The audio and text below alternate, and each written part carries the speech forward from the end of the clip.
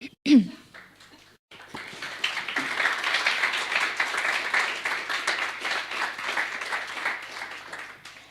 students, dear competition judges, ladies and gentlemen in the audience, online, welcome. I am Cecilia. And I'm Zoe. And we're both futurEU co-founders, alumni of the Hathi School, and we're both working at the European Commission in Brussels now. And we're very happy to be here today to welcome you in person and online. Hi, Mom. And we're very thankful for the Hathi School to host us today. But first and foremost, a big congratulations to all of the semi-finalists who made it here today to present their policy proposals. So, congrats. And without further ado, we officially declare the final of the student competition open.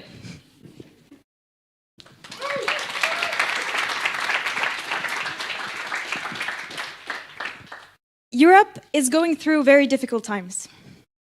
When Russia invaded Ukraine, war returned to Europe since the Balkans Wars. Undeniably, this affects the continent in very different ways. Indeed, we are facing, and we're going to face, severe social and economic challenges that, especially after 2 years of a pandemic, are threatening to make the condition of young people even more isolated and even more alienated from the EU. This is 2022. 2022 is the year of the youth. Young Europeans are the future, and that's a fact. We need to make sure that they are included in European policymaking. We need to make sure that we have a better, greener, more inclusive and united EU. This is why we have devoted this second edition to the youth. And this year, 34 teams from all over Europe submitted a policy brief on power to the future, visionary policies for young Europeans. In fact, we have asked students to come up with bold, visionary policy proposals about what the EU should do and what action the EU should take targeted at young European now and future generations, and then argue why their proposals would make the EU more responsive, more appealing to their needs, and why we need them, in other words. But first, we need and we are honored to welcome Damien Boeselager. Damien, you are a member of the European Parliament, a co-founder of VOLT, which is a pan-European political movement, and also you're a Hertie alumnus, as ourselves. And you are the keynote speaker for this final, so thank you very much for this. Warm welcome to you, Damien, and I can invite you to the floor. You have the floor, Damien. Thank you very much.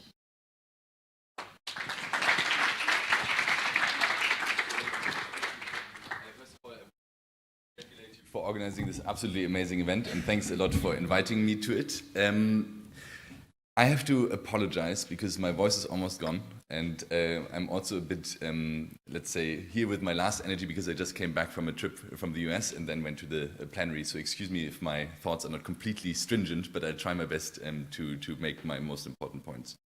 The first one is the question of why do we get active? And I think it's an important question, especially if I look at the projects that you have been proposing and for which you have been traveling here.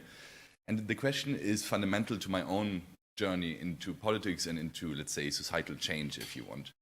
And for me, it really came with a sense of urgency. It came with a sense of urgency when, like in 2016, you had Trump getting elected, you had all these populist right-wing movements starting.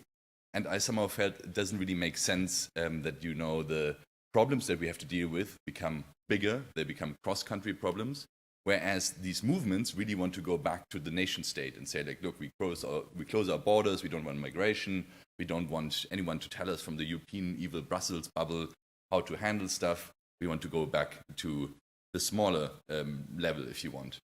And I mean, in itself, I would say that like a national solution is not bad. You know, nations can solve problems and even regions can solve problems and even the local level can solve problems. But if you look at the actual effects of not solving the biggest topics of our time, we can see that there is a huge problem if we have a lack of European cooperation.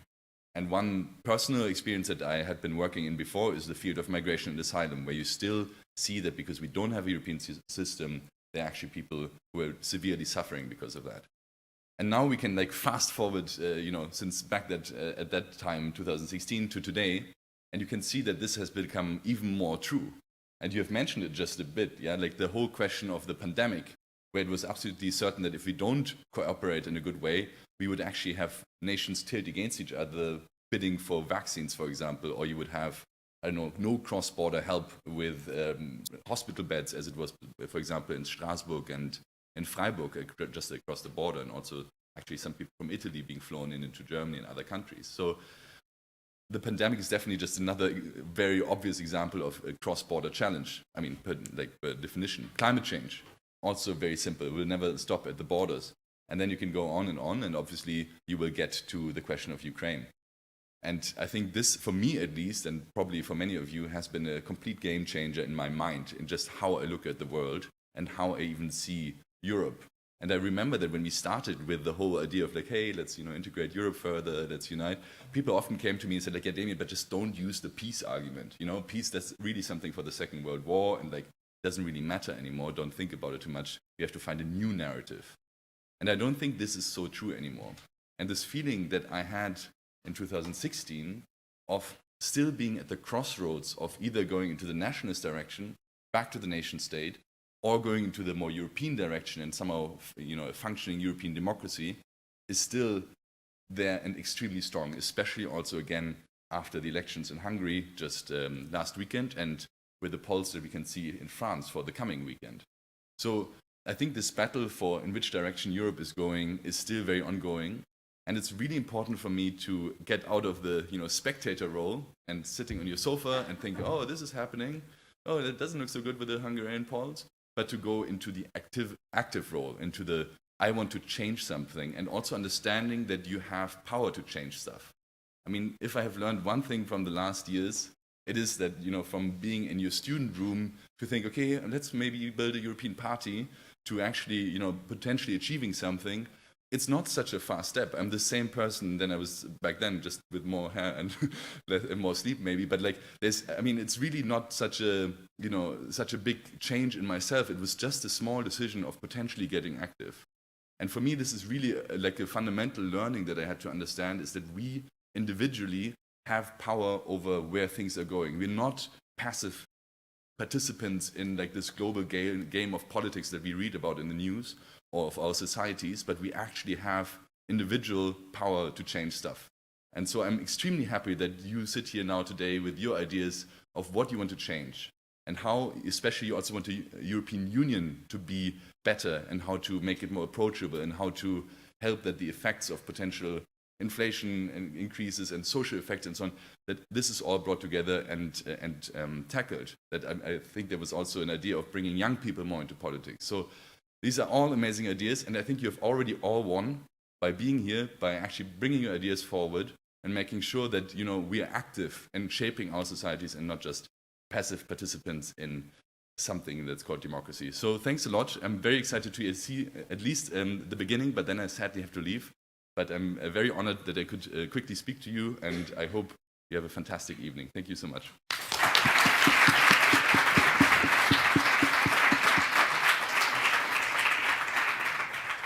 Thank you, Damien.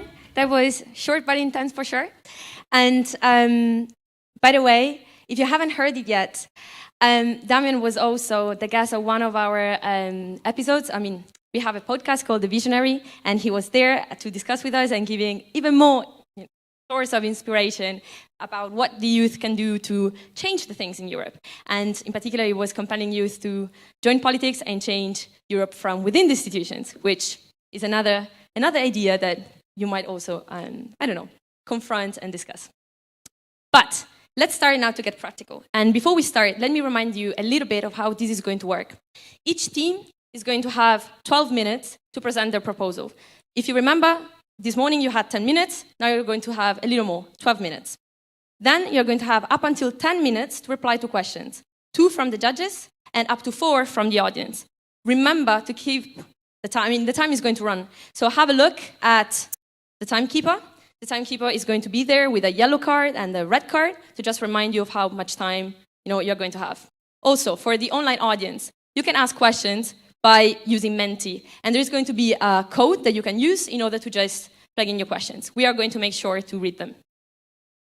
Okay, so this is going to be how it's going to be for the presentation of the teams, after which the judges are going to have 20 minutes to decide, to deliberate over the winners. We're going to welcome them back, and then we're going to have the winners of the second edition of the futurEU competition 2022. Okay, now we're ready. So please let me welcome the team 84.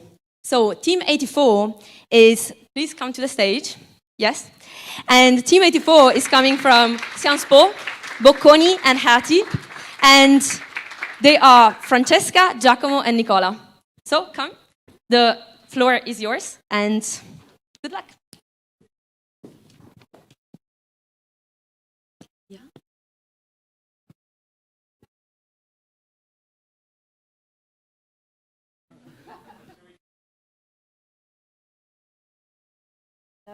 We said 84.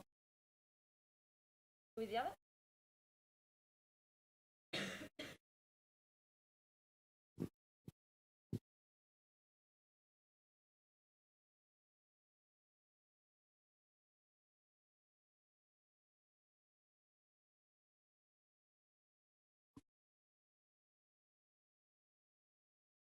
Members of the jury, distinguished guests, fellow colleagues, and futurEU staff, thank you very much for this opportunity.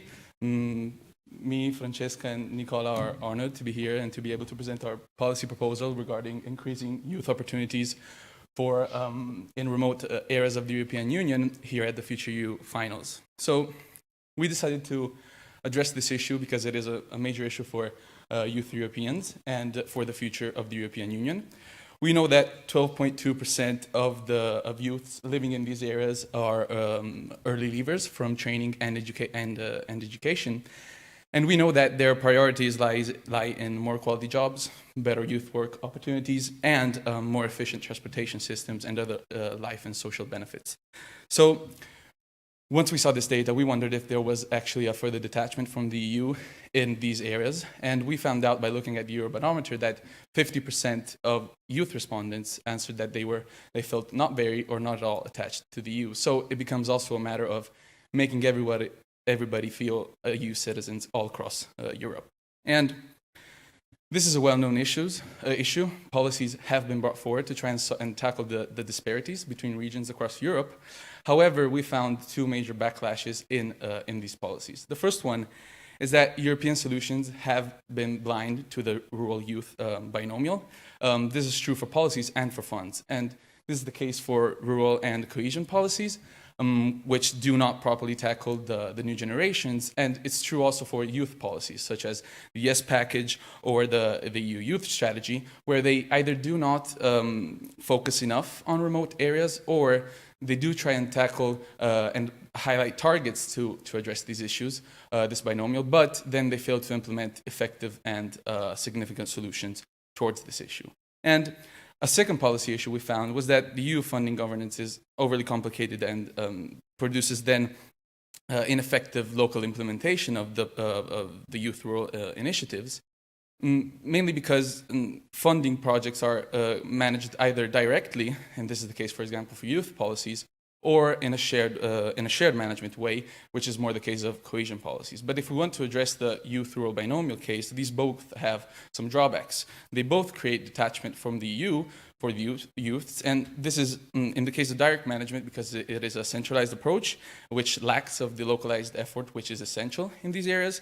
In the case of shared management, it relies a lot on the implementation of member states, then leading to possible conflicts between ministries involved in these areas, and then to the possible politicization of EU funding. Thus, when we were looking at possible policy options to address this issue, when we looked at the idea of developing new policies, but in the same shared management approach, this would have created the same drawbacks that I just mentioned in the previous slide. Well, if we look at using the same funds, but in direct management, so more in the cohesion policy approach, this would still have the drawback of not being enough local to address these the youths in the rural areas. And so we believe that the right solution should be an integrated approach using the same funds that are already present in the European Union, but managing them differently, and in particular in a direct way with a profound local aspect of it to arrive directly to the youth in these areas. And now I leave the floor to Francesca. Thank you, Giacomo. So the EU needs to go local, and to do so we propose to implement a network of local establishments named European Youth Rural Offices, or EROS, that will work on behalf of the Commission to directly implement and directly manage EU funds in remote areas for the rural youth. So formally, EROS will be part of the DG for Regional and Urban Policy of the European Commission. As you can see, it already has unit Regio 1, 2, and 3. So we propose to fund a new unit, Regio 04, which will be in charge of their coordination, monitoring, and evaluation. And through this unit, European Youth Rural Offices will also receive financing, primarily through the European Regional Development Fund, which focuses on the social and economic development of EU territories and on correcting the imbalances across these territories. But where will EROS be located? So according to us, an ideal solution would be to use the tool of the NUT classification, and in particular the NUTS 3 regions, which are the smaller type of classification, small regions which is used for a specific diagnosis. But not all of them, just the intermediate and predominantly rural remote regions, so those which are more distant from the big cities and therefore those who need this type of support the most.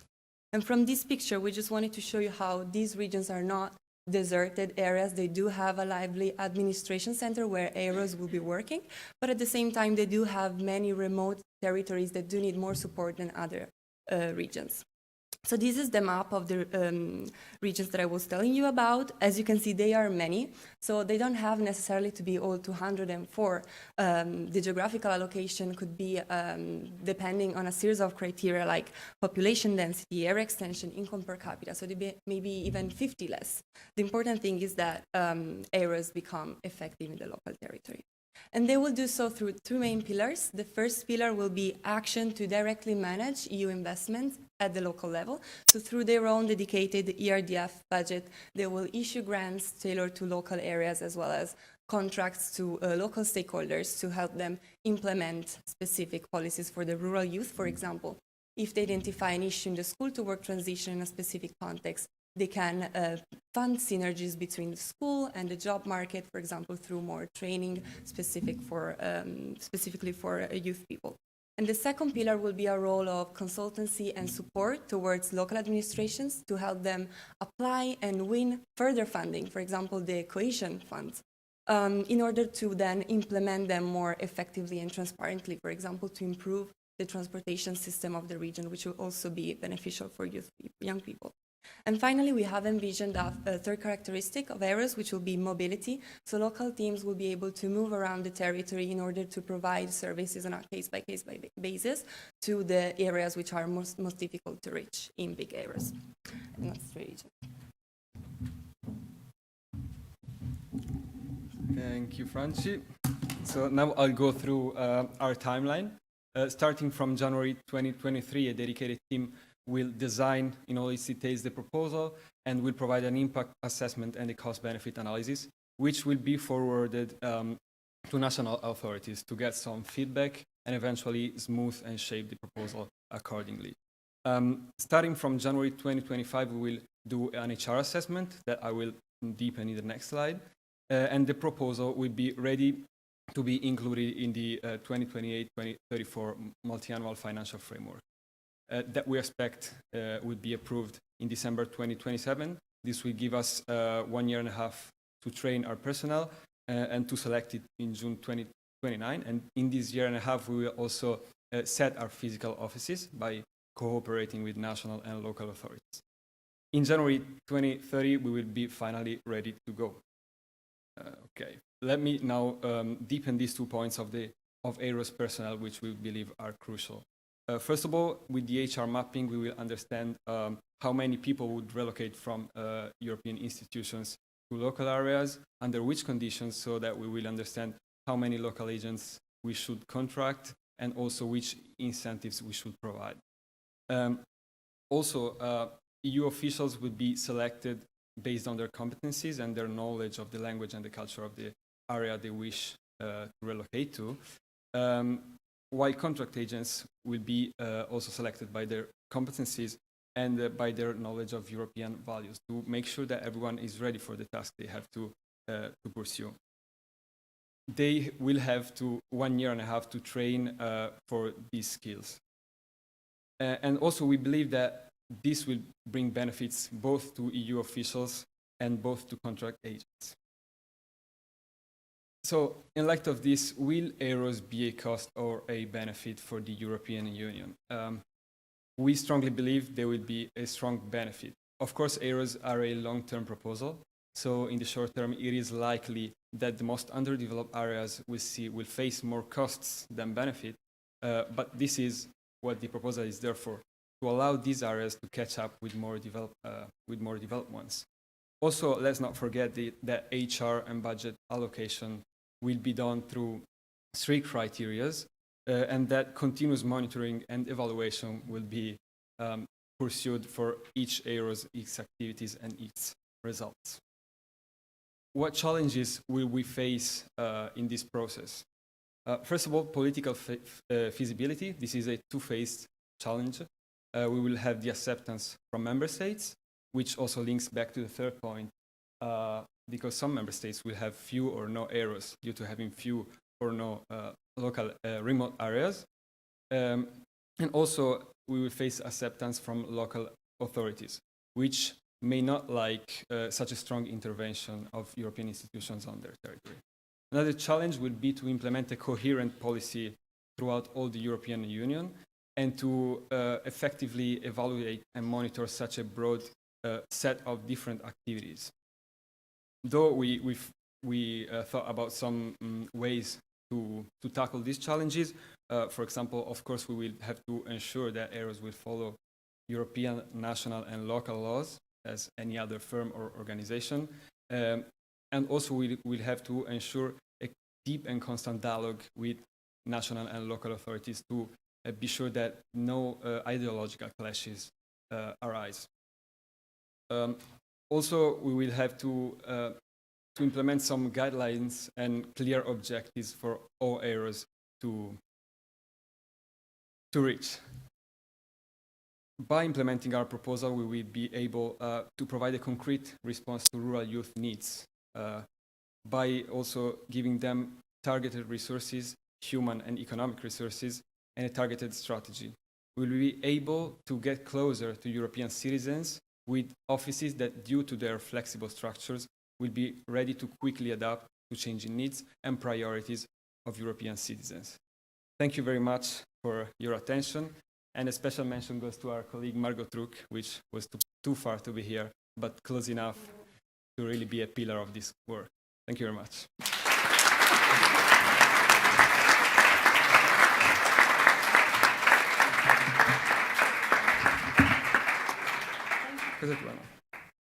Thank you. Now stay there. Judges, it's your time for the questions.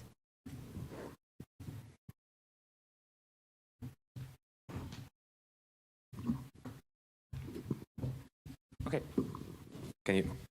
So thank you very much. This was an intriguing presentation. I'm also fascinated by the idea of having these local offices that tackle specific youth needs.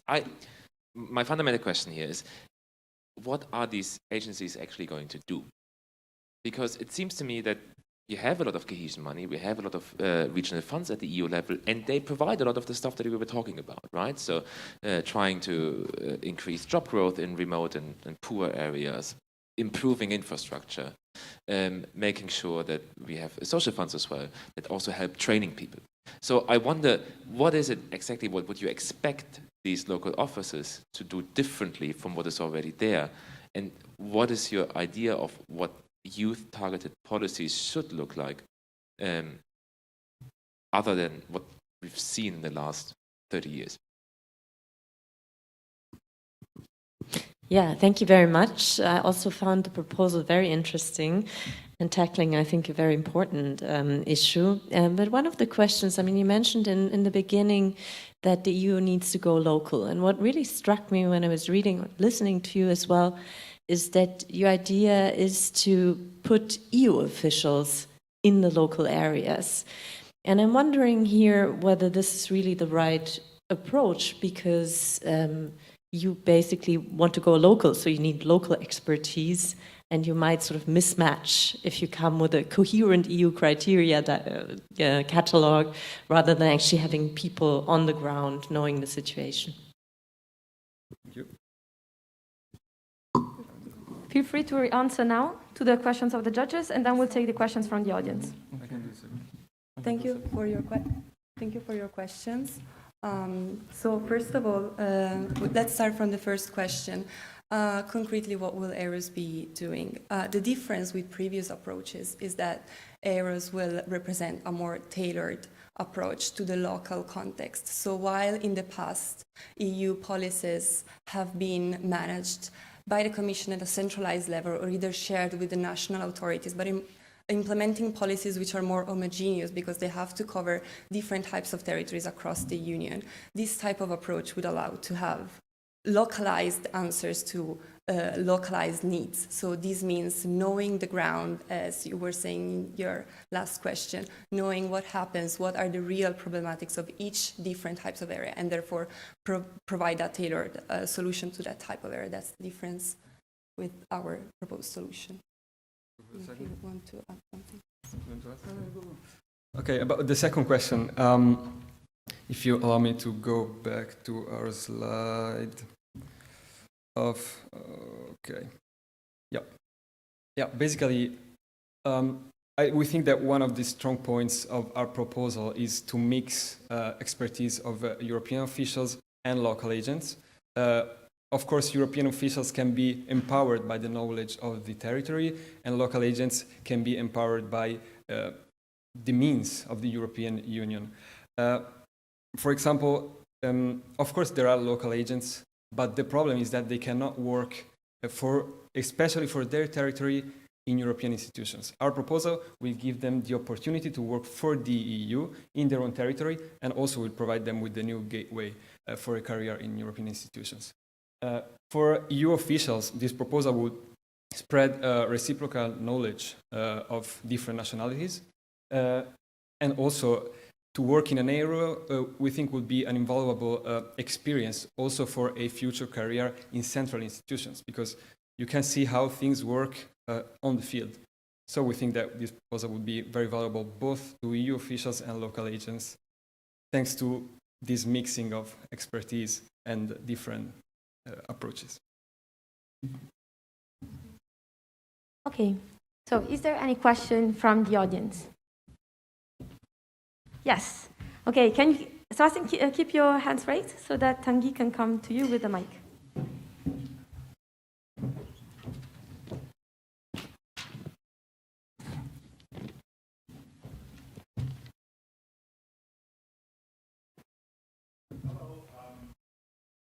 Really interesting proposal. I was wondering, coming from a rural town myself, I've had my fair share of experience of programs which were designed by people who think they know what the youth wants, but don't actually know what the youth wants.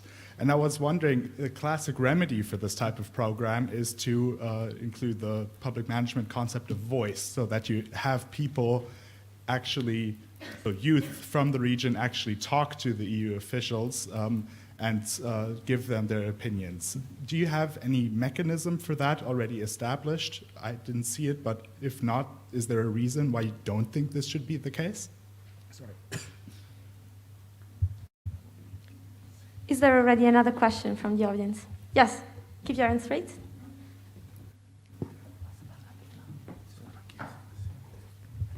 Yeah, I really like your policy because I also heard it this morning. But I wanted to ask you, like, we're seeing that there is a trend of people moving from rural areas to cities, and your policy will be implemented in like 10 years' time.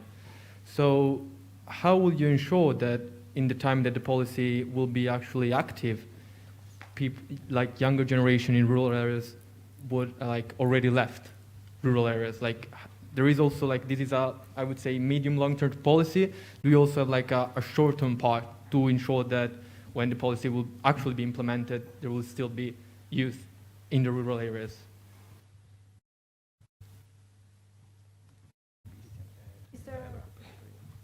Shall we take also the online question already? No, perfect. Feel free to answer this one first. Thank you very much for your questions. Very good point. It's absolutely important to include the voice of young people in the work of ERAs, according to us. This is why we may have envisioned a couple of different mechanisms to do so.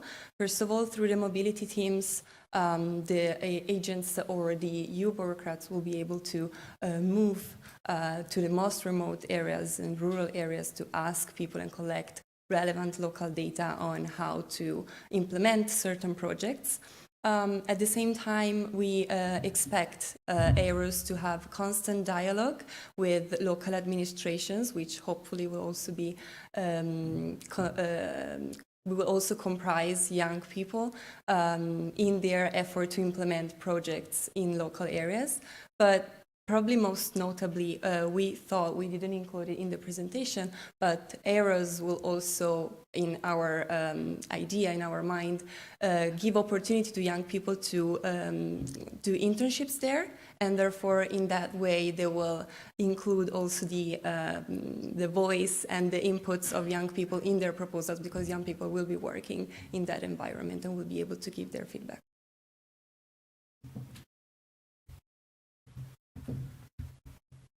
Thank you. Okay, so regarding your second question instead, I mean, of course, this is a long-term proposal, and so its effects might be visible only from 2030 onwards. However, first of all, it's not maybe too realistic to assume that in 8 years' time the rural areas are completely without any youth people, but still the concept of repopulating these areas is very strong. So even if in the most underdeveloped areas, of course, as we said, there's going to be even more time to then make them catch up with maybe more developed rural areas. But as we said also then before, the NUTS 3 regions aren't such remote rural areas per se. They're like, in Italy, they're the provinces, right? So there are provinces, and so there are a lot of people living in these areas, right? So at the same time, there's not really that depopulation probably effect to then be regarded.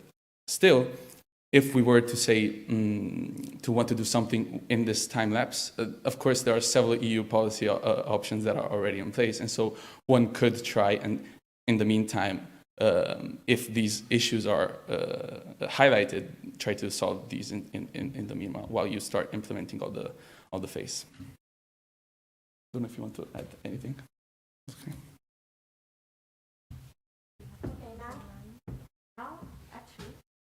Wait, we still have some more minutes and some more questions.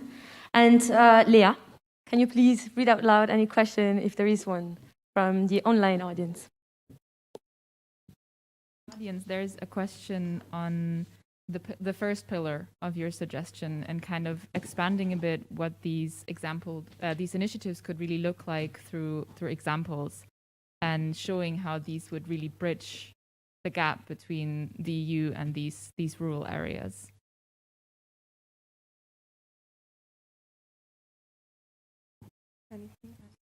And I also go with the second question. There's another question of how to ensure actual engagement on the ground. So, for example, this goes back to, I think, the HR questions that we've kind of discussed. If there's not the interest to engage, and how to create that engagement in a positive manner. Thank you. Okay.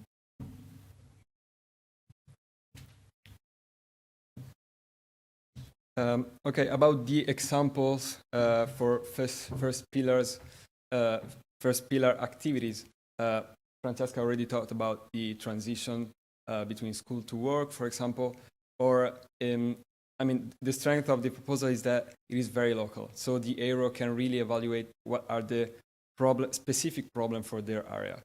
For example, another example could be there is not enough workers for a particular firm or firm district. For example, mechanic industries need worker. They do not find it in their local areas. And so the ERA could implement a program to train young people to be ready to respond to this work opportunity when they grow up. another problem that a remote area could face. Young people have no opportunities to make activities other than schools, for example, sports or cultural activities. The areas could see that and could promote sport teams, could promote music festival, art festivals. Do you guys have other examples? I think that these could be good examples. Second question? You can go quick. And I might just go back to the slide on HR mapping here. So with regards to the engagement question, well, first of all, with regards to EU officials, many EU officials might actually want to go and work in these areas because it is from their home country or close to their hometown, truly, and so might want to relocate there. And of course, it is also a matter of the European Union, then with the European Commission, to make this these areas attractive to these EU officials. And at the same time, though, local contractors, I don't believe there would be much of an engagement issue in the sense that you're giving local people the opportunity to work for an EU institution, so the European Union, and thus also to probably have an intensive training moment, so to acquire new capabilities, and then to work, as I said, for a new institution, for an international institution. So in that sense, I wouldn't see much of it. And in that case, then, if member states agree to implement these policies, it would be also up to them to make this opportunity attractive to everyone.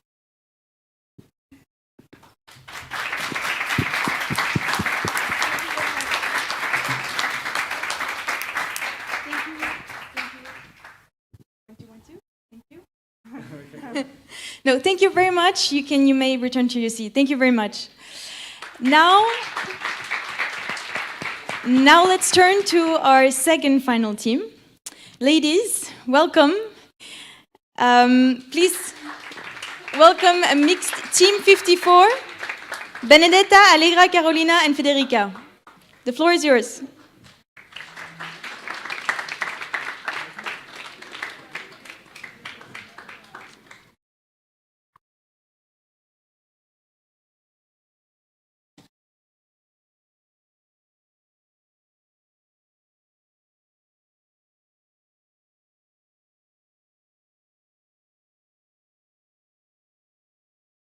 Welcome everyone to our presentation. This afternoon we will illustrate how the introduction of youth quotas in the European Parliament may be an effective measure to tackle the underrepresentation of young Europeans in a policy-making process.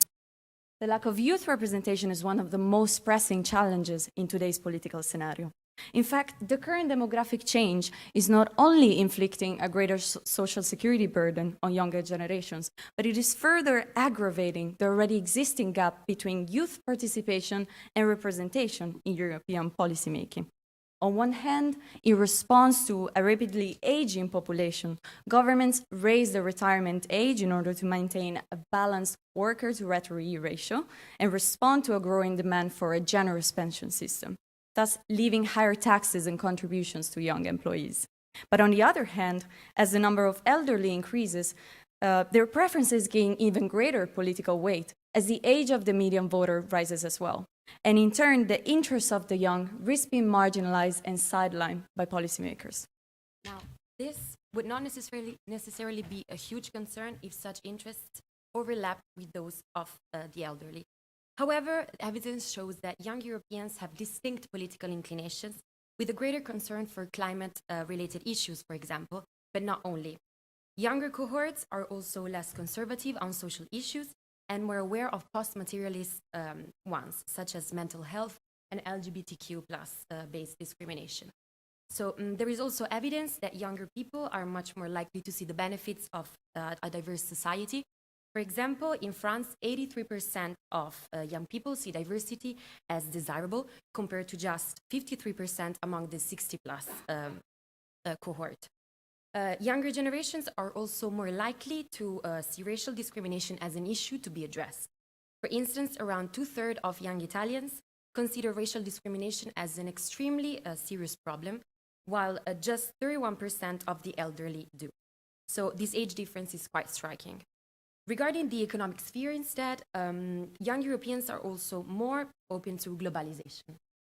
In short, all this evidence shows that there is a cleavage between young and old Europeans in terms of preferences, and which makes it necessary to introduce youth quotas. But are parties taking these different preferences into account, perhaps? Arguably, they have started to, and we have seen this with the extraordinary rise of the Green Party in recent years. And this further shows that it should also be in politicians' interest to take into account the preferences of young Europeans.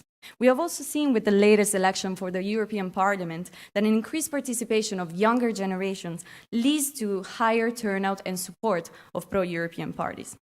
Yet, this increased emphasis on climate change is a long time coming, and there are still a lot of issues that didn't make it into the agendas of policymakers, or they have not been addressed adequately. Instead, having more young people in the European Parliament would lead to a substantial and faster shift in policy priorities, as young and old Europeans have different perceptions of the urgency of these matters. But you may wonder, when should we stop them? Should we also introduce LGBTQ plus quotas or other minority quotas? The answer is that youth quotas already take these minorities under their umbrella, as the composition of the youngest cohort has become much more diverse in time. And younger generations nowadays embody multiple intersectional identities. Therefore, by implementing youth quotas, we are automatically taking the interests of other minorities into account. However, we have focused on youth quotas because the process of demographic change is further exacerbating the lack of youth representation. If we don't take action now, these current systematic disadvantages will become even greater and more serious in the future. And this is precisely why youth quotas are important right now. The lack of youth representation within European institutions is not a novel issue. In the 2014 election, only 11.4% of MEPs were under 35. And although some improvements have been made with the 2019 election, this has not been enough. In fact, at the last election, the average age of MEPs was still 50 years old. So it is time that the EU starts prioritizing young Europeans with a series of concrete policy actions, specifically aimed at counteracting the lack of youth representation. And speaking of practical actions, our solution to effectively address these issues is the adoption of youth quotas in the European Parliament, enlarging the share of young MEPs. Young politicians find it difficult to run for parliamentary seats because they face big entry barriers, both structural and cultural, that prevent them from having an active role in politics. In some cases, national electoral laws disadvantage youth participation, imposing high age requirement to vote and to run for office. Consider, for instance, Italy or Greece, where the age to run for parliamentary seats is 25, the highest in Europe. Secondly, consider how costly it is to campaign to run for office. And now imagine how hard it would be for a young politician to gather that kind of funding. As for social barriers, we know that politics is historically the domain of older people, and that the mentality of party elites often goes in this direction, implying paternalistic views towards younger generations of politicians. Lowering the barriers will have to be a goal of our proposal, and we'd advise to strengthen parties' youth wings and making the electoral law more welcoming for young candidates.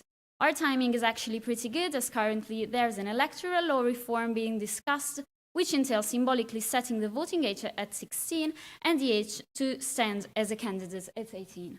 Okay, so given that the share of under 35 European adults was approximately 18% in 2022, we would advise for under 35 MEPs to represent approximately 20% of the European Parliament. And even though this does not guarantee that youth concerns will automatically gain the political weight that they deserve, it surely improves the odds. It would in fact imply fairer intergenerational outcomes and more political equity, with higher chances of an active advocacy on behalf of the young. Also keep in mind that the presence of young MEPs constitutes a crucial symbolic gesture. Let's now see how the measure could be put into place practically. Quotas can be applied through a number of modalities, and we'll be focusing on 3 of those. First, we have reserved seats that fix the number of young MEPs to be elected within the parliament. Now, such a measure would imply a very high probability of success, but at the same time, it would raise legitimacy concerns, as young candidates would not undergo the same political competition, electoral competition, as everyone else. Secondly, we have voluntary party quotas that are internal targets set by political parties in order to include a certain percentage of young candidates. This, however, would not be required by law, and it would imply a very slow change, which risks undermining the salience of the issue, as most parties would not feel bound by the requirement.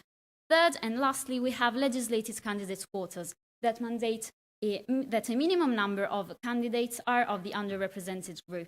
It is a binding form of candidate quota for all parties that intend to compete for parliamentary seats. Moreover, if this was not enough to guarantee compliance, this modality includes sanctions in case of nonconformity, and it also remains adjustable to different electoral systems, which makes it very flexible, but which also increases implementation difficulties.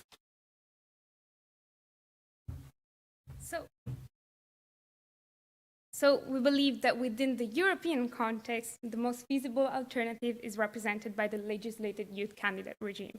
This would fit in Article 2022 and 223 of the Treaty on the Functioning of the European Union. To then enforce the policy recommendation, it is important to consider 2 aspects. Firstly, given that our proposal quota regime is binding, sanctions represent an essential element to be taken into account, and they should be accounted for based on the degree of non-compliance by a party. Secondly, for the rank and order rule, which defines how candidates are posed in the electoral list, 2 features should be taken also into account: the requirement to use proportional representation, as well as the presence of specific national provisions. While PR is mandated by EU law, there are also specific national provisions that define the specific electoral system. And our proposal can be adjusted to that. In preferential voting systems, the rule could establish that among the first 4 choices, at least 1 must be for an under 35 candidate. In single transferable voting system, then, the rule could establish that within the first 4 positions, there would need to be at least 1 under 35 candidate. And in closed list arrangements, then, each party would have to place at least a candidate that is under 35 within the first 4 choices. As for the adoption of our policy recommendation within European institutions, it is important to mention that the Parliament holds it's the only issue where the Parliament has the right of initiative. Therefore, as we know that it is too late now for our policy recommendation to be implemented in the 2024 elections, we would aim for its introduction in the 2029 elections. So the relevance of after letting people understand and policymakers understand the relevance of our policy proposal, we would need to lobby for its introduction and put it at the top of MEPs' agendas. It would then be a time for the Parliament to initiate an electoral law reform, and including youth quotas. The reform would firstly need to be discussed in the European Parliament on Constitutional Affairs, and then the Parliament would the Parliament plenary would vote on it. In case of a successful result, then the Council of Ministers would step in and negotiate the resulting treaty. So having seen how we would enforce and implement our proposal, it's now time to evaluate its impact. So first of all, a criticism that is often put forward is that quotas represent a limitation to the voters' freedom of choice in elections and that they might impair meritocracy. However, our proposal does not prevent meritocratic selections, since candidates are still subject to fierce competition to win a seat in parliament. Also, since youth quotas alone might not be too effective, we think that they should be enforced together with complementary measures to enhance youth participation. Specifically, we believe that the youth wings of political parties should be strengthened, because if so, they could successfully pressure political parties to select certain young candidates to electable positions. Moreover, given that the process of implementation can involve complex political negotiations that might make it harder to reach a compromise, youth wings might be also crucial in convincing political parties to agree on such a mandated policy by pressuring MEPs and making them more open to dialogue. Indeed, introducing them could represent a temporary and relatively costless way to promote cultural change by encouraging a trickle-down effect and neutralizing the paternalistic view that young people are not capable of engaging political matters. This would firstly lead to more young voices in the parliament and then to more young people in politics through their symbolic representation. Just by seeing that they're being represented in the European Parliament, this might make them feel more trusting towards the EU, facilitating communication and collaboration. So concluding, in light of their institutional ripple effect, this would lead to a more age-diverse parliament, better able to represent the various concerns of EU constituents. So we have voted in 2019, now it's up to European institutions to act. Thank you a lot.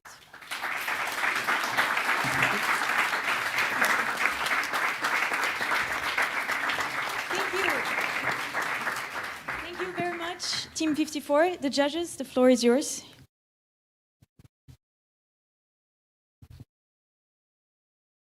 Can you hear me already? Yeah. Try. Okay. Thanks to all four of you for this lively presentation and also for the very thoughtful paper.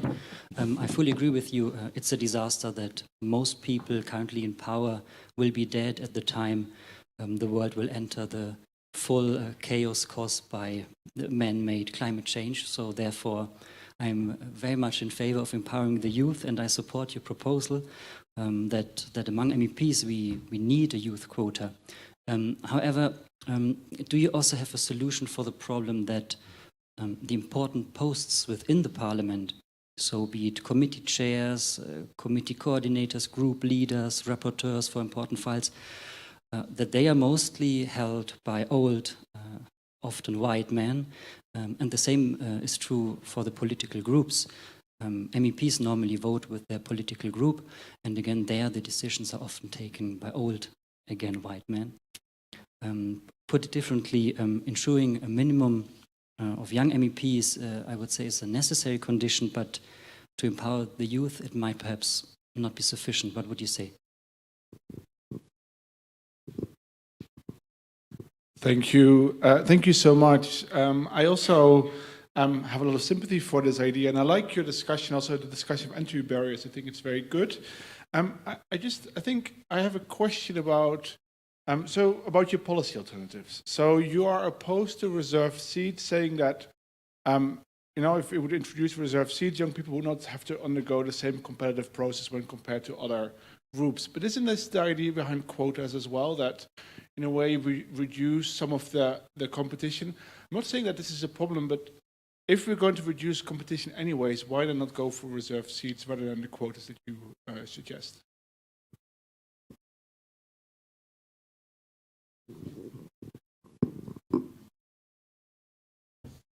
Thank you very much for your questions. I'll be addressing the second one that you posed. We are, let's say, against, we wouldn't advise for the implementation of reserved seats because, as we say, we fear that they would mess with the competition that is created with elections. Competition would be let's say altered in the same way with quotas alone, and that's of course true. But quotas do not.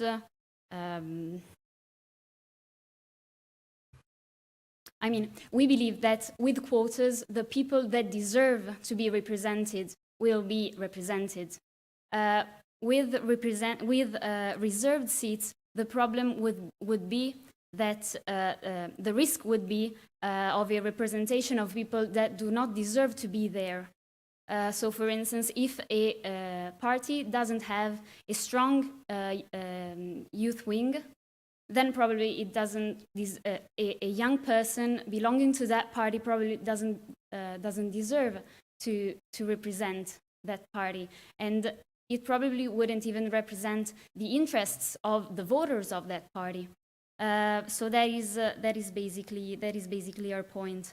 Sorry. I can also add something on this. So we believe that for sure, like reserve seats would lead to 100% succession of our policy recommendation because you reserve the seat for people, for young people to be elected there.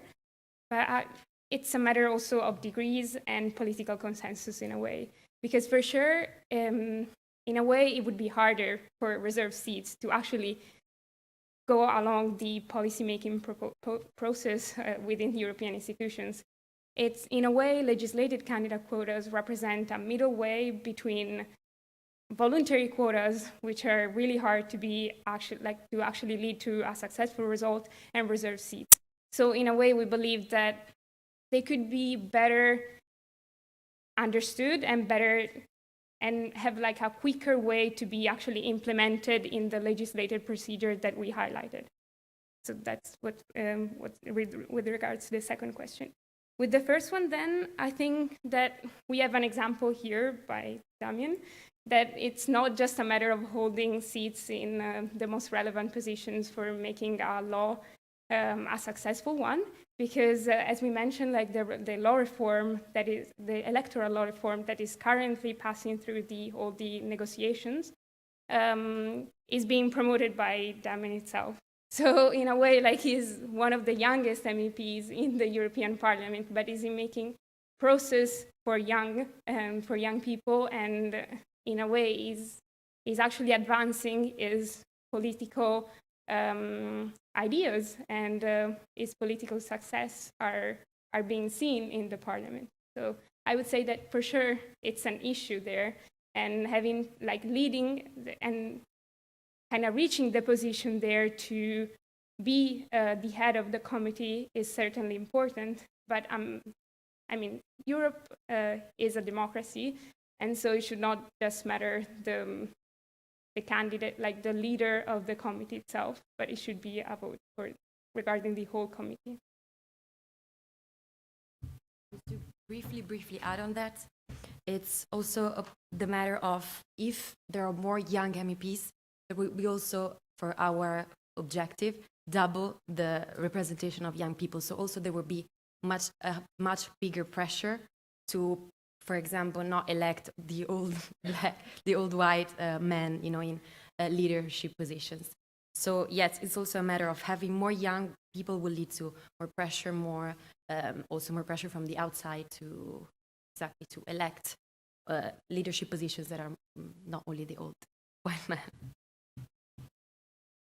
Thank you very much, Team 54. Any questions from the audience? All right, we have many questions. The lady in the back with the green sweater.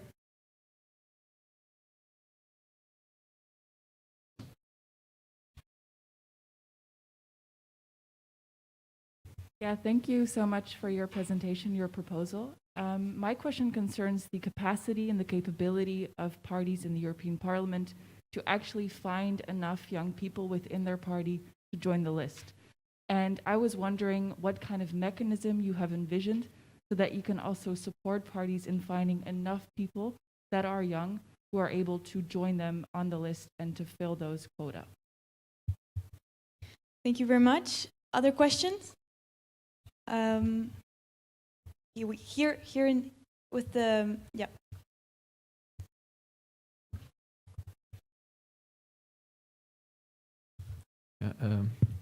Thank you for your very interesting presentation. And obviously, I wanted to, let's say, address the problem of the young people and populist parties, because some of the populist parties in Europe, for instance, Lega, or even like leaders such as Zemmour, are really trying to connect with young people and their discontent to foster political proposals that might be detrimental to young people. So I wanted to ask you whether you, let's say, envisage this policy to, let's say, diffuse this time bomb of young people voting against their interests, and instead allow mainstream parties, to counter the, let's say, populist rhetoric about young people. So basically that,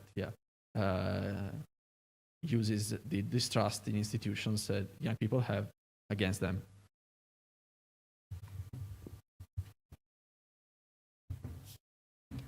Okay, so regarding the first question, we don't think that there is a lack of young people that are willing to go into politics.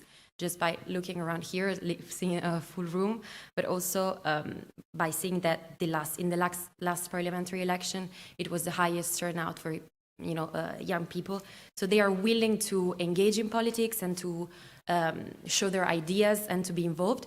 It's just that maybe they need also an incentive, because they should, if also by introducing the youth candidate quotas, we might show that they will have a voice, and they're not just starting to trying to get into politics and eventually not get elected or not get voted at all. So this could also be, I think the young people are there, they want to make their voices heard, but it's also a matter of incentives. So by showing that the EU wants to listen to their voices also, I think many more young people also show up.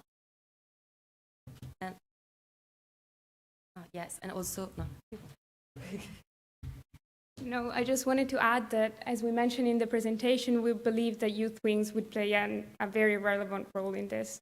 Because for sure, we know that people and young people are becoming way more active in politics through manifestations, as you can see, Fridays for Future and all of that.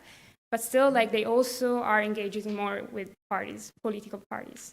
In this, I think that, we think that the youth wings of political parties play a huge role, because empowering them and also being a setting and an area for exercise and for political participation, to build political expertise as well, it's something that is for sure one of the essential features of also our proposal. So on the second question regarding youth people, the populist parties, it's hard to say, because for sure it's an issue of populist parties, and they are gaining votes with regard to the young. But at the same time, it's also very likely that more European ones are also gaining votes from the young. So in a way, we believe that it would be rather a playing field. Our policy proposal could find consensus in both senses and in both the more right-leaning and left-leaning parties in a way. Because for sure, also when we mentioned all the post-materialist issues, for instance, and the being pro-LGBTQ rights and all of that, it's something that appeals more to the more left-leaning parties. But at the same time, as you mentioned, you propose the opposite, you mentioned the opposite way. So you mentioned that more populist parties are also trying to get more votes from young people, and they are, even in some cases, successfully doing so.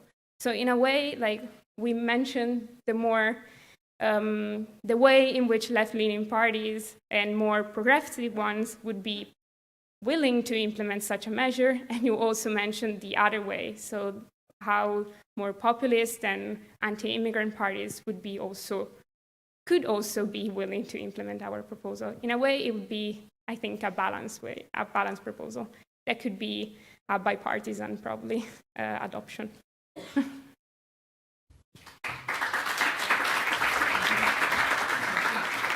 Thanks a lot. I think we can take one more question from the audience, actually. Do we still have any questions? Tanguy, if you can, yeah. Gentleman in the beginning, yeah. Thank you so much. My question relates to the initial constraints that you mentioned, financial and also perhaps the sort of environment that youth parties navigate right now. And I wonder if these quotas wouldn't have or lead to a backslash and then take up the space that parties such as Volt navigate right now, being that if you have quotas and people that take this space of voters, then they hijack the space that perhaps these type of parties that have independence then end up having now or in the present, and then they just are constrained by the party itself. In other words, the independence that not having quotas gives to parties like Volt is taken over by constrained youth representatives that just go into the parliament and represent the interests of the party and not the youth.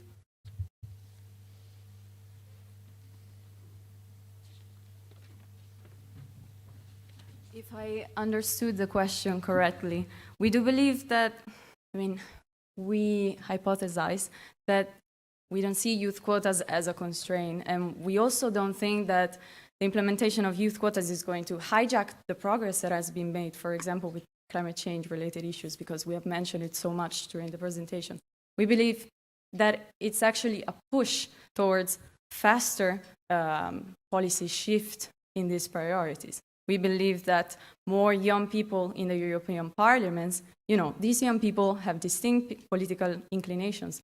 They are not delegating their interest to someone anymore. They themselves are representing and making their voices being heard. So I imagine this can only actually make the process of making these priorities enter into the policy-making agenda faster. I don't know if this answers your question. If I could add something on this, I think your question is related also more broadly to quota regimes, if I'm not mistaken. In a way, you're saying that quota regimes restrict free access and free decisions of the electorate on who they decide to move and who they vote for. But as we have seen with gender quotas, for instance, these backlash of possible quota regimes have been proved to be less relevant than the benefits it could bring to the underrepresented group. Because we are saying that these are youth quotas because currently the youth are the ones that are underrepresented. But for us, it's also an age quota more in general. If they were the older ones that were underrepresented, the quotas would aim at tackling those kind of groups. So in a way, it would be something that is also hopefully temporary, and that would lead to greater benefits than it could lead to bonds, I guess.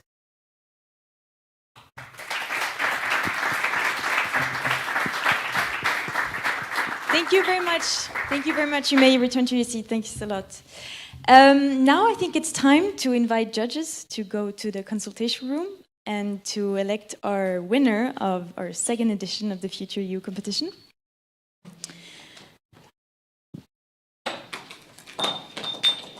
Oops.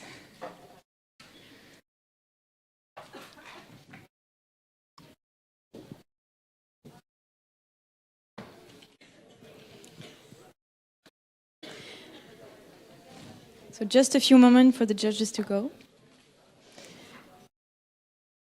The other people can stay, yeah? Everyone else can stay. Yeah. We have a special... No, this is not a break. This is not a break. Not a break, not a break. Please sit down. This is not a break. We're just... if you want some water, go get some water. But please stay with us because we have something very important to tell you. If we can ask to have a little slideshow. 2 minutes? Okay. Actually, you get to have 2 minutes for water. Okay, 2 minutes. 2 minutes.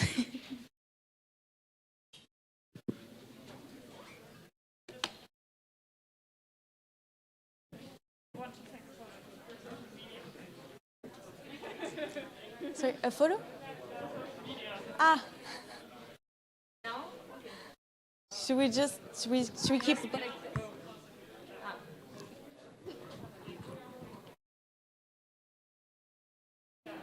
Nice.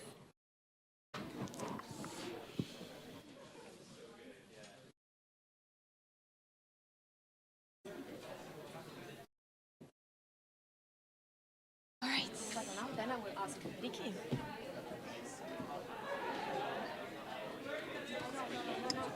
What? Let's bring them to the places. No. Yeah, because I didn't.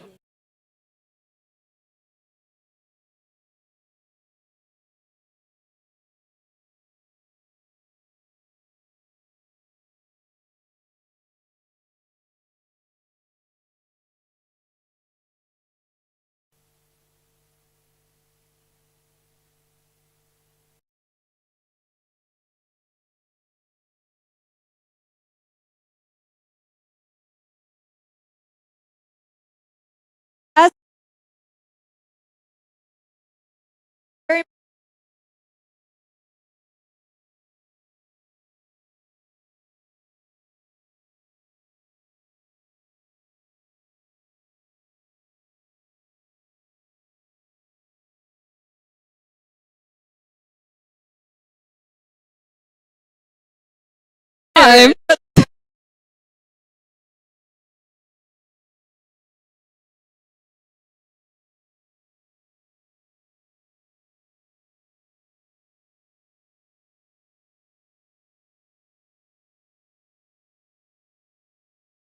Wait.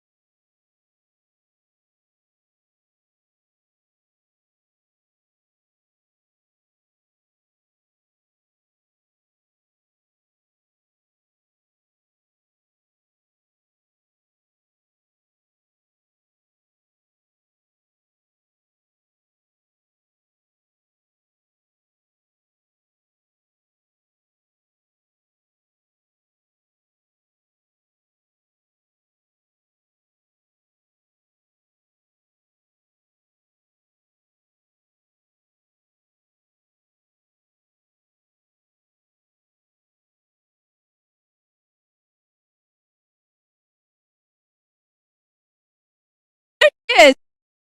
Yeah. There it is. I was just saying that the love and saying it's March.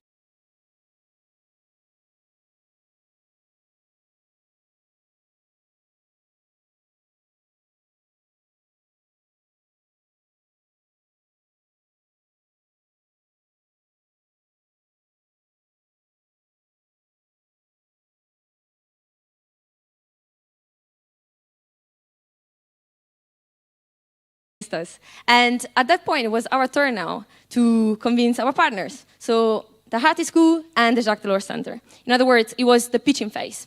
And the first person we turned to was Professor Christine Rey, and she was everything that we could have asked for. She was ready to listen to our idea.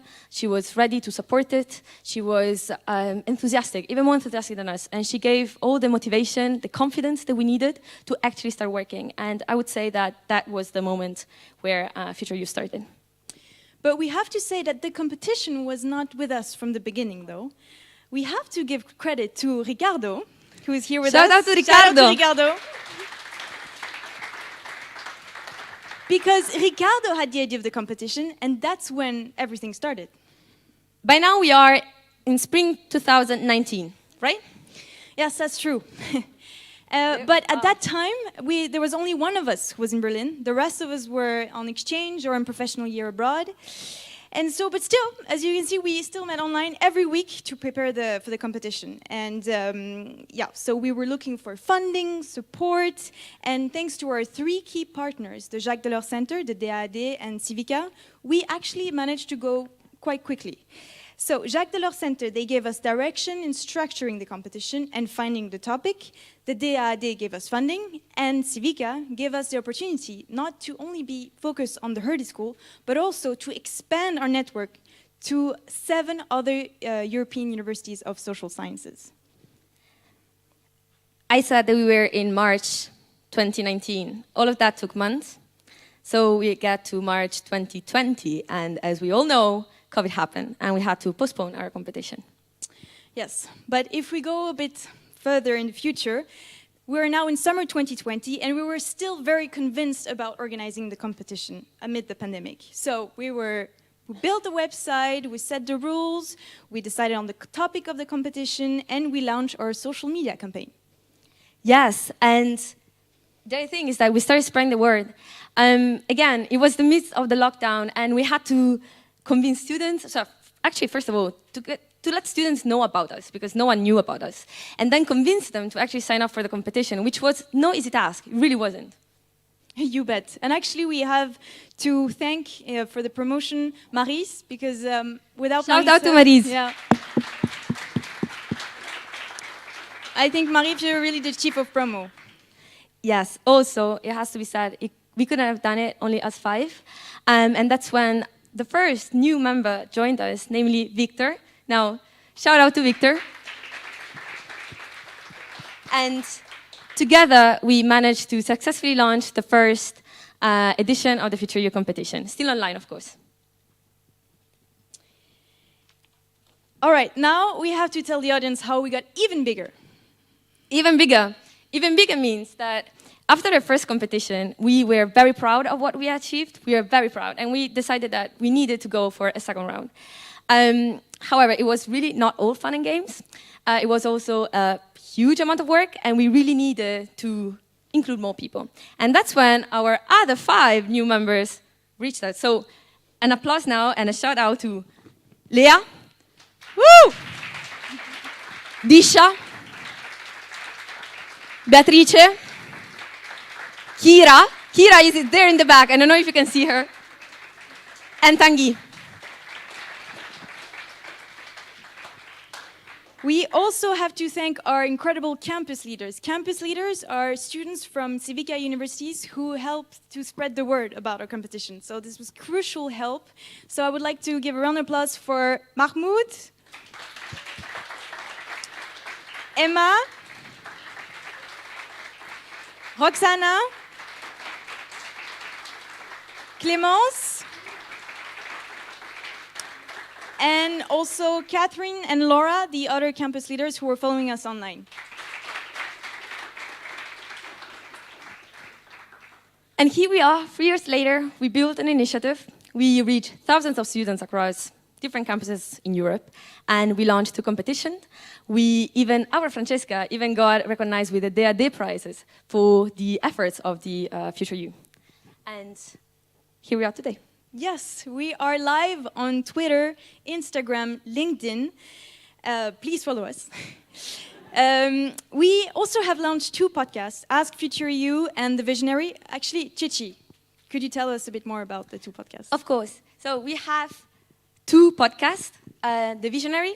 The Visionary is the one I mentioned before. The Visionary is a podcast that follows the topic of the competition. And while the competition asks students to come up with policy proposals, in the podcast we ask academics, policymakers, journalists, experts, you name it, with their own ideas, with their own visionary proposals, and then engage with us in a conversation. Some of the judges that were with us today and were with us the last year, and also Damien, they have sat with us. I highly suggest you go and have a listen. I might be a little biased. I am a host of many of those podcasts, so please go and have a listen. And then we have also another podcast, namely Ask futurEU. And Ask futurEU, instead, the format is slightly different. We still engage with the same kind of people, but this time we ask them the burning questions of students about the European Union and their institutions. And it's really, it's entertaining, it's fun, and it's very interesting. But most importantly, I think Chichi and I, we are both agreeing on this. We are very happy to be here with you today in presence, and especially to bring students from all over Europe to discuss the EU and to discuss how to shape the EU of tomorrow. Finally, in person. This is also in line with the spirit of CIVICA, which verbatim reads out as to unite a variety of approaches and thrive on synergies to generate solutions to the world's most pressing challenges. To that, I would also like to add that at the end of the day, futurEU is the result of the committed effort of a group of friends that decided to stick together for years just to achieve a vision. Exactly. And last but not least, we want to pay tribute to a person who inspired us all at futurEU. He's a person who was our professor and our president, Henrik Endelein, to whose vision we owe futurEU's existence.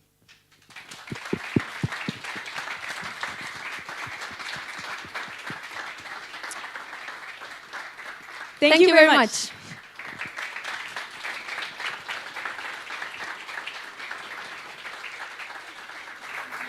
We still have 5 more minutes for the judges to elect our winner, so I suggest a small break. If you other water, have another sip of water or chat with your neighbor.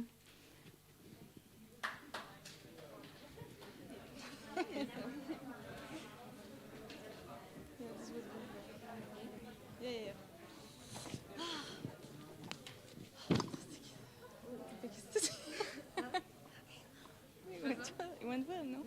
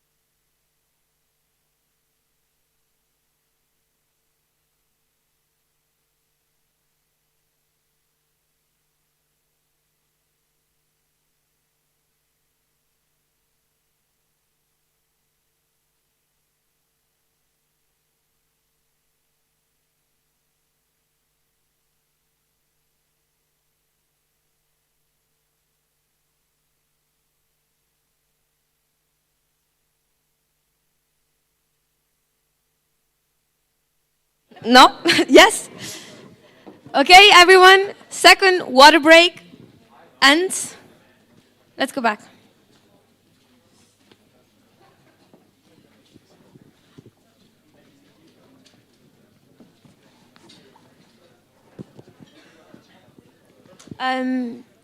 Ricky, lo schermo?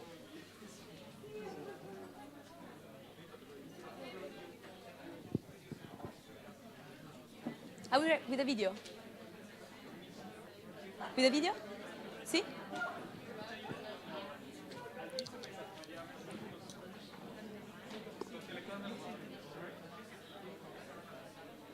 Oh, Madonna.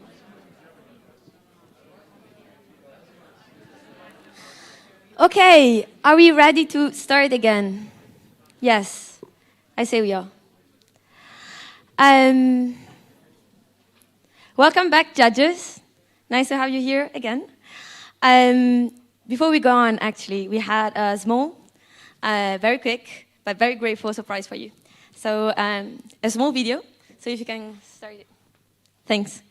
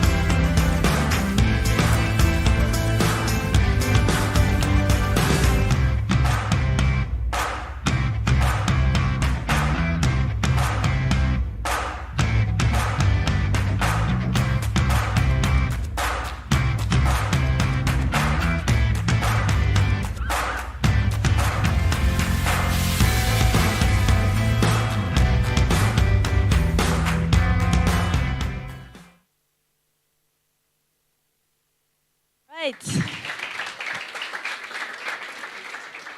So, before announcing the winners, we would like to give a round of applause to all of you. Regardless of the outcome, you have great ideas and you made it until here.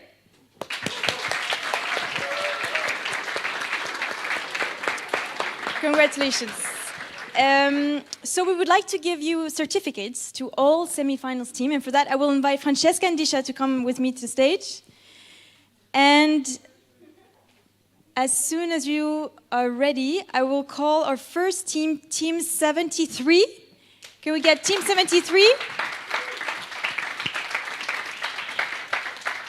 Almost Team 73. Or what remains of it. Congratulations.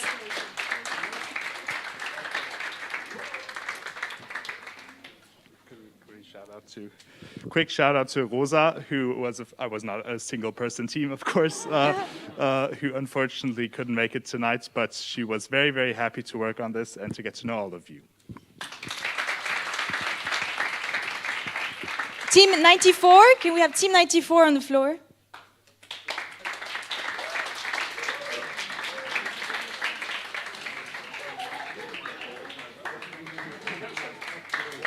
Congratulations. Maybe the mask is on everywhere.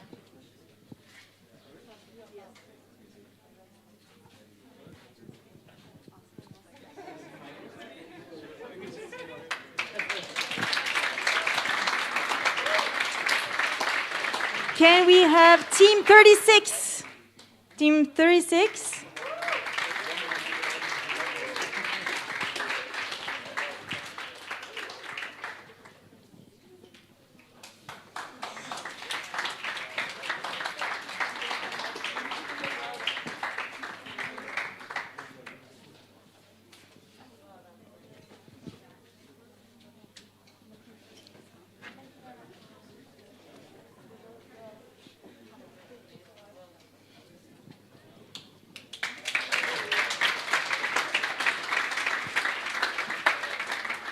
Team 33.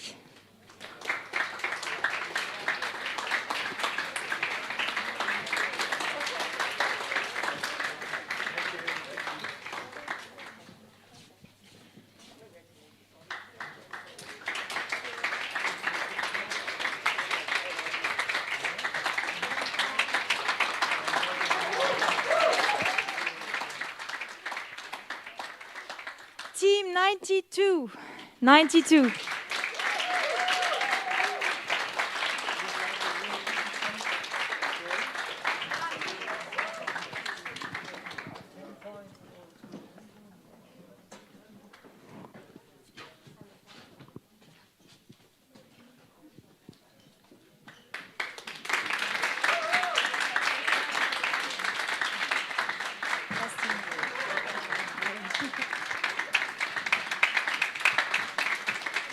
And last but not least, we have team 49. 49.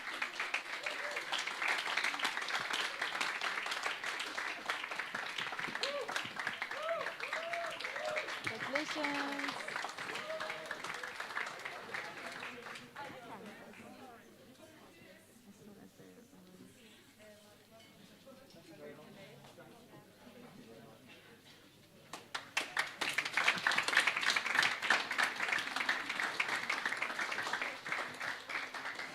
Okay. Okay, finally, we are at the moment where that is this working? Yes, we're waiting for, and I would ask to please join me on stage, the two finalist teams, the one that exactly, and also come, join on stage.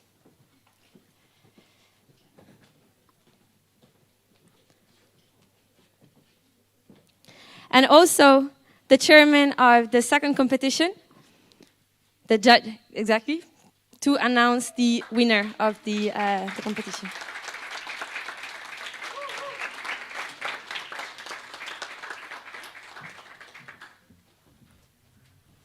Thank you so much. I was asked to give a little speech. I will try to keep it short because I know we're all very excited to hear who won today's competition. It is a very great pleasure to be here, and especially to be here for a second time, because of course this is the second edition of futurEU, and it is very great to see so many of you from different countries and different universities coming together in Berlin at the Hertie School to work and to discuss on EU policies. Because this is of course also what the EU is about, right? To come together, working together across member states, across languages, across cultures, to build a better future. And I think initiatives like futurEU really embody this spirit and this idea.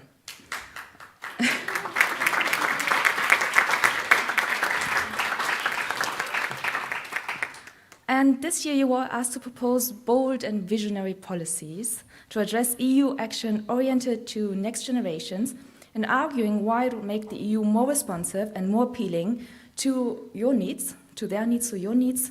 And I think the topic could not be more timely or more important. I think we also saw two main themes today, or two main themes in the different proposals that we've read and that we've heard, and those are youth unemployment and youth representation in EU policy. And I think this shows again the importance of ensuring that EU institutions are not dominated by old white men, as Sebastian said several times today. But that we must ensure that EU policies address the needs and wishes of the future generations and ensure that also their outlook on the future is a positive one. And all of the proposals that we've seen, I think, were very bold. And I think that is good. I think boldness is perhaps what we need if we want to ensure change moving forward, also on the EU level. So even though there can only be one winner tonight, I think Damian already said it, we think you are all winners. It was very great proposals, very great presentations, and I really hope that you will keep doing what you are doing and what you did today, because I think if you do, then the future of the EU will be in very good hands. So thank you for that. And before I actually announce the winner of this year's competition, let me also congratulate Francesca and the futurEU team on your very excellent work. I think it's really, really, really fantastic how you managed to bring together so many different people from different countries and how you really perfectly organized this entire event. And I think I speak for all the judges from the Jacques Delors Center that we are very much in awe of your dedication, enthusiasm, but also professionalism in putting this together. And I would actually like to ask the futurEU team on the stage for a second, if that's possible. Because Heidi...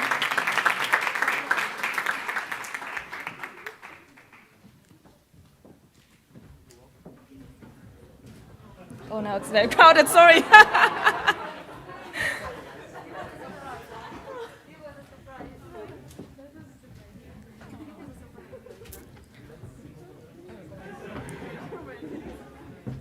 Oh, there are so many.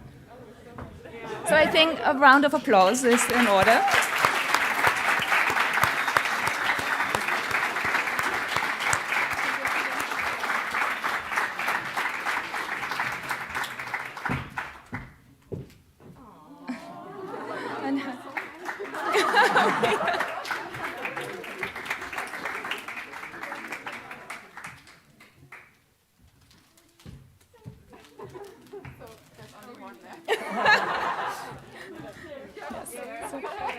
Thank you.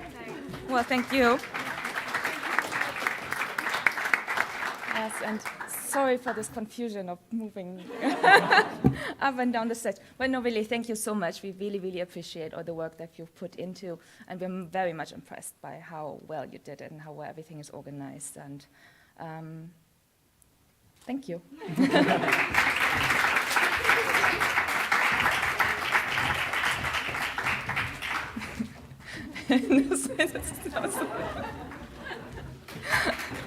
Yeah, so obviously this surprise was not organized by the futurEU team, otherwise it would have been much smoother than this.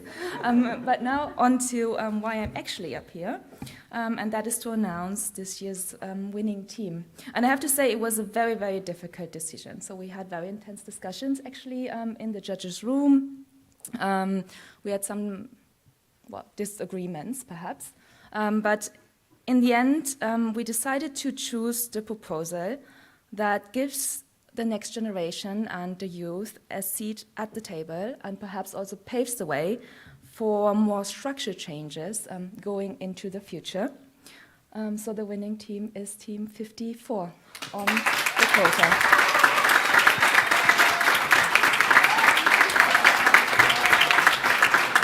Congratulations.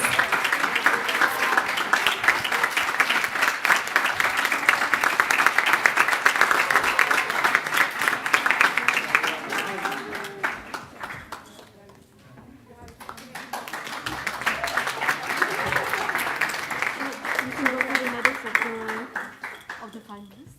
Okay. So you get medals. This is, sorry, no, finalist team. It's silver.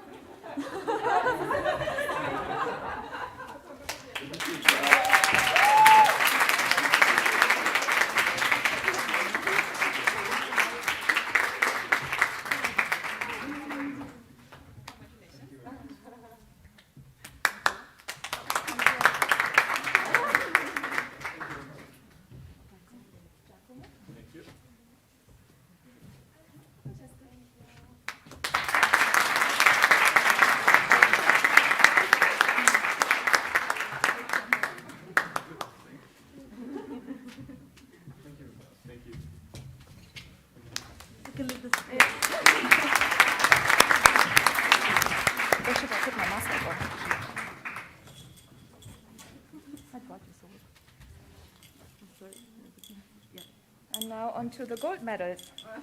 Wait.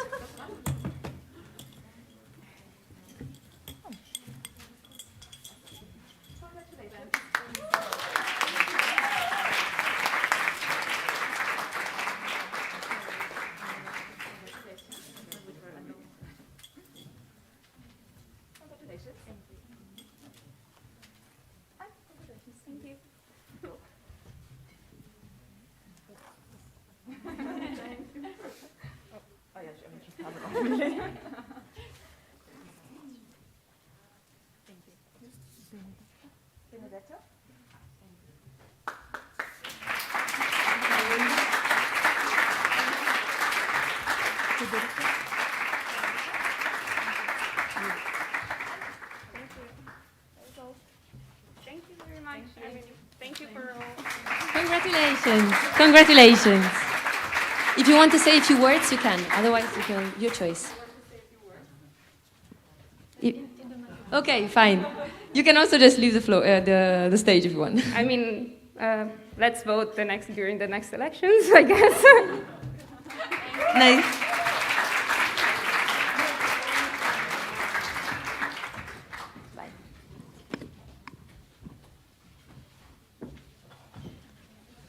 Well, that was chaotic, but nice, very nice. Well, all was said and done. I hope you liked it. And we came to the end of this. We officially declare the second edition of the futurEU competition 2022. The end. The end.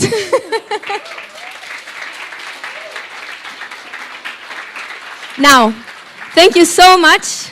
We thanked everyone in this room and not in this room.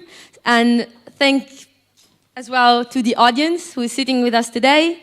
And thanks as well to the audience who's sitting at home. Bye to you. Bye mom, bye dad, bye everyone. And if you want to join us for just a reception just outside the room, you're welcome to. Thank you very much.